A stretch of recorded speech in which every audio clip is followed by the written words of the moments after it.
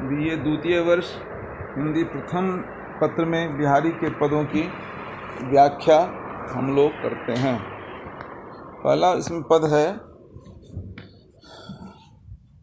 आवत जात न जानयतु तेजहि तज सियरान घरहि जवाई लौ घटियो खरो पूस दिनमान। इसके कुछ शब्दार्थ हैं। आवत जात अर्थात आते जाते, सियरान ठंडा हो गया, शीतल हो गया, घर ही जवाई ससुराल में रहने वाला, जमाता अर्थात घर जवाई कहते हैं, दिनमान मतलब सूर्य।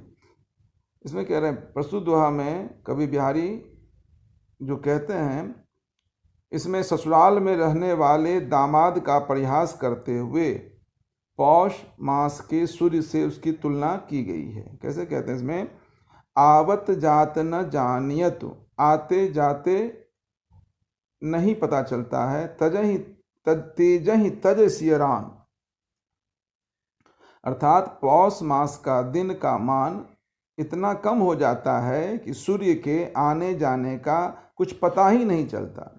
कैसे, घर ही जवाई लौ घटियो खरो पूस दिनमान, जैसे घर जवाई का निरंतर ससुराल में आने जाने से सम्मान घट जाता है, वैसे ही पौष मास में सूर्य का प्रकाश अपनी उष्णता, अपनी गर्माहट नहीं रखता। तो कवि बिहारी ने पूस के दिन को घर जमाई के समान ही मानहीन बताया है। इसमें कुछ आलोचक का मत है कि कवि बिहारी भी अधिकांश समय ससुराल में रहे, अतः उनके सम्मान में कमी आ जाने के कारण इस भावना से प्रेरित होकर इन्होंने इस दोहे की रचना की।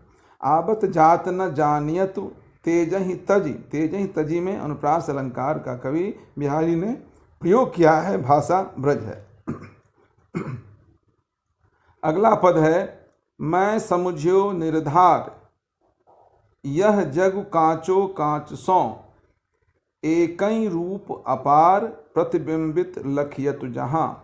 ये सोठा छंद में रचित रचना है, जिसके कि पहले चरण में 11 मात्रा, दूसरे चरण में 13 मात्रा, फिर तीसरे में 11 मात्रा और चौथे चरण में 13 मात्रा होती है। सोठा छंद की ये पहचान है। जबकि इसके ठीक विपरीत जो बिहारी के जो दोहा छंद पढ़ते हैं, उसके प्रथम चरण में 13 मात्राएं होती हैं दोहा छंद में, द्वितीय चरण में 11 मात्राएं, फिर तृतीय में 13 मात्राएं और चौथे में 11 मात्राएं होती है। तो ये छंद बिहारी ने, ये पंक्तियां बिहारी ने सोठा छंद में लिखा है।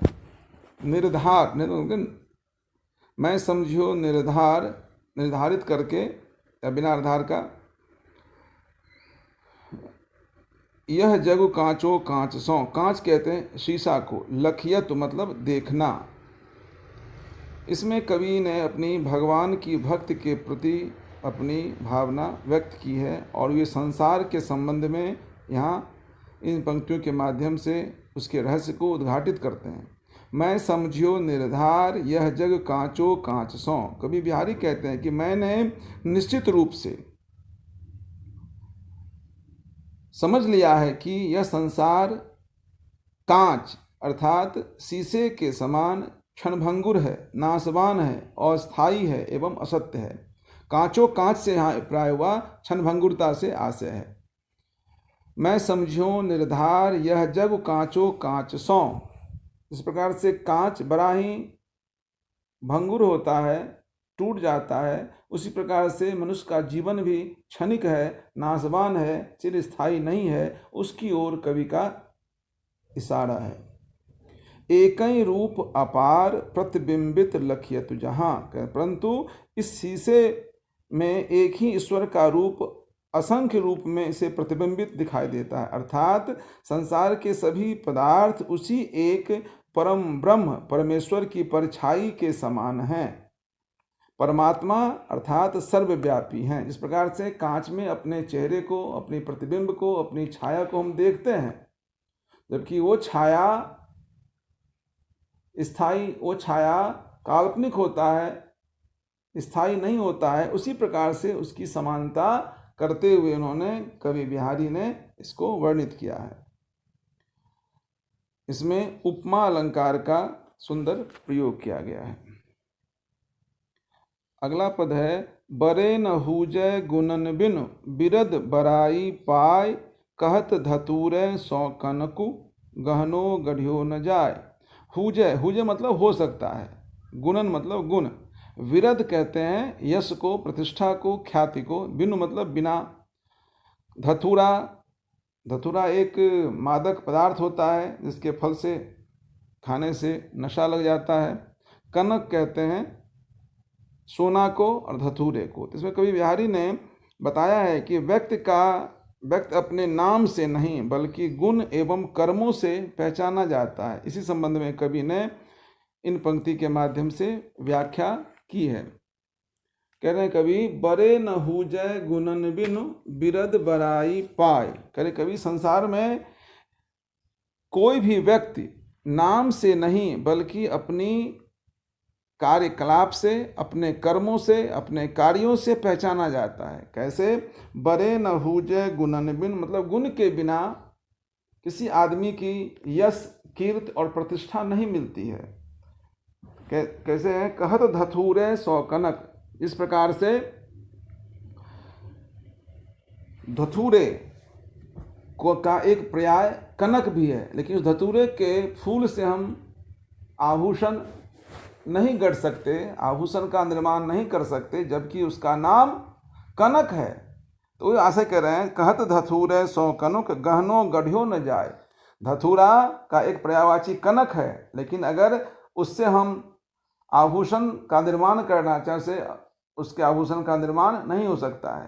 तो भाव यही हुआ, जो आदमी नाम से नहीं वरन अपने कर्म से उसकी प्रतिष्ठा, उसकी इज्जत, उसकी ख्याति मिलती है। किसी भी वस्तु की असीम प्रशंसा और यशोगान किए जाने से उसके गुणों का अभाव रहता है। अगर उसमें मान लीजिए तो उसका कोई नहीं पूछता है। वही बात कह रहे हैं, कनक तो धतूरे को भी कहा जाता है, लेकिन उससे कोई आभूषण नहीं बनाया जा सकता। आभूषण तो कनक, जो सोना है, उसी से बनाया जा सकता है। अगला पद है, गिरते ऊंचे रसिक मन बूढ़े, गिरते ऊंचे रसिक मन बूढ़े जहां हजार, वह सदा पशु नरन को प्रेम पयोधि पगार। इसमें कुछ शब्दों का अर्थ हम जानते हैं। रसिक, रसिक का अर्थ होता है भगवत लीला का स्वाद लेने वाला भक्त। स्वामी हरिदास जी की संप्रदाय रसिक संप्रदाय कहलाती है और उसके अनुयायी वैष्णव रसिक कहे जाते हैं। यहाँ कवि रसिक शब्द से, यहाँ कवि का अभिप्राय भगवत रस रसिक ही जान पड़ता है। फिर कह रहे हैं, गिरते ऊंचे रसिक मन जहाँ, जहाँ करते हुआ जिसमें, हजार, हजार हजार मतलब सहस्र, पशु मतलब पशु वृत्त वाले, पशु से आशय है, पशु नरन मतलब पशु वृत्त वाले, अर्थात भगवान प्रेम के भावों से रहित, अरसिक भी कह सकते हैं। प्रेम, प्रेम से यहाँ कवि का तात्पर्य लौकिक प्रेम नहीं है, वरन भगवत प्रेम है। प्रेम रूपी सागर में, पयोद कहते हैं सागर को।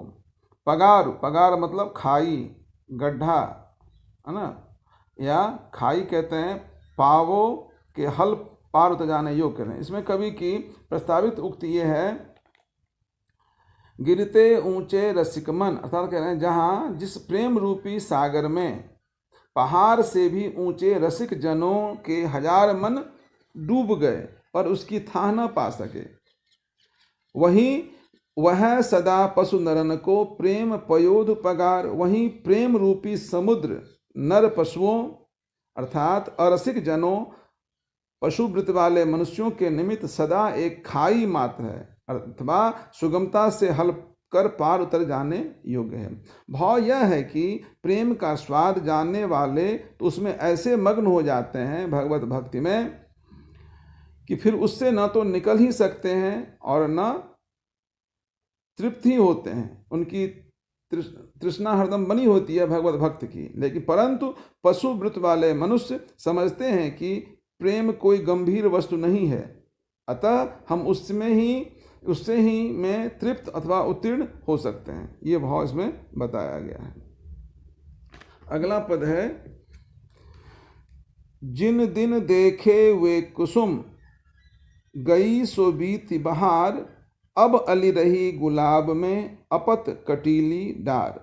बहार मतलब कहते हैं बसंत ऋतु के अर्थ में सुंदर ऋतु, अपत मतलब पत्रों से रहित, कटीली मतलब कांटेदार।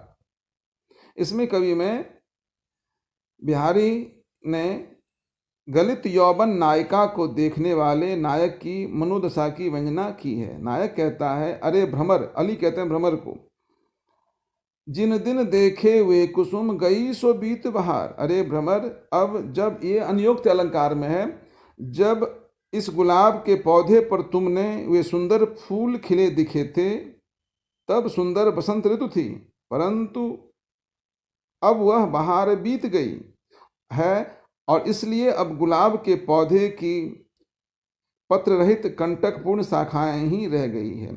इसमें एक भाव तो उस पुष्प के अर्थ में, दूसरी बात कह रहे हैं जो कभी युवावस्था में थी, अपनी मादकता में थी, अपनी यौवन के कारण लोगों को मुग्ध किया करती थी जो नायिका, उसके उम्र बीत जाने पर वही नायिका अब कृशकाय हो गई है, क्लांत हो गई है, उसके शरीर में वो आकर्षण नहीं है, इसलिए उसके पूछने वाले, उससे प्रेम करने वाले अब कोई नहीं है। भाव यही है। एक अर्थ इसका और निकलता है, इस अनियोक्त के माध्यम से नष्ट संपत्ति एवं विगत राज सुख वाले व्यक्ति पर भी लक्षित होता है। उस दिशा में अली का आशय लोभी स्वार्थी व्यक्ति मानना चाहिए। जैसे यौवन आगमन पर, धन आगमन पर, राज सुख लाभ में हर कोई आकृष्ट होता है और वह मनोरम भी लगता है, परंतु यौवन के गलित होने पर, धन आदि के नष्ट होने पर वह पहले जैसी दशा नहीं होती है। कुसुम अंगों के सुकोमल उभार, बहार यौवन के प्रसार तथा अपत कटीली डार दुर्बल वृद्ध शरीर के लिए व्यंजित किया गया है। इसमें कवि ने अनियोक्त अलंकार का बड़ा ही सुंदर प्रयोग किया है। भाषा ब्रज है।